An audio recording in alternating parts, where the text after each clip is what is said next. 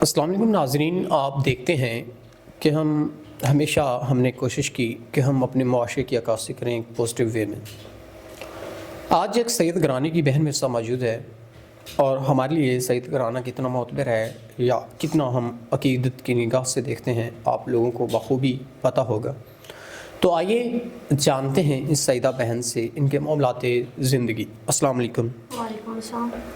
اچھا بہن، مجھے بتائیے گا کہ زندگی کس طرح آپ کو جھنجھوڑ کے رکھا اور کتنی تکالیف برداشت کر کے آپ اپنی زندگی گزار رہی ہیں۔ آپ کا ایک معتبر گھرانے سے تعلق ہے جو ہمارے لیے بڑی عقیدت کی نگاہ سے ہم دیکھتے ہیں سید گرانے کو، تو آپ اپنے معاملات میں کیا کچھ کہنا چاہیں گی؟ میں سید ہوں، میرا تعلق راول پنڈی سے ہے۔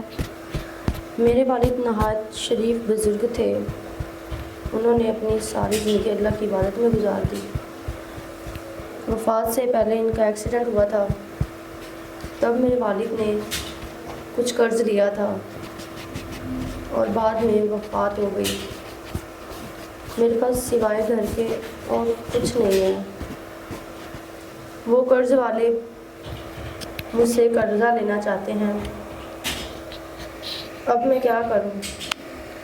میرا کوئی سہارا نہیں ہے، میرے والد ہی میرا سہارا تھے۔ میں ایک عبادت گزار بندی ہوں اور اسلام کے مطابق زندگی گزار رہی ہوں اور 5 وقت کی نماز کی پابند ہوں، لیکن وہ آبائش لوگ ہیں، گھر آ کر تنگ کرتے ہیں، زندگی عذاب بنا کر رکھ دی ہے۔ تو اب آپ کیا چاہتی ہیں؟ آپ کو تنگ کرتے ہیں تو اب آپ کیا چاہتی ہیں اپنی زندگی کو آگے مزید سروائیو کرنے کے لیے؟ میں چاہتی ہوں کہ کوئی ایسا انسان جو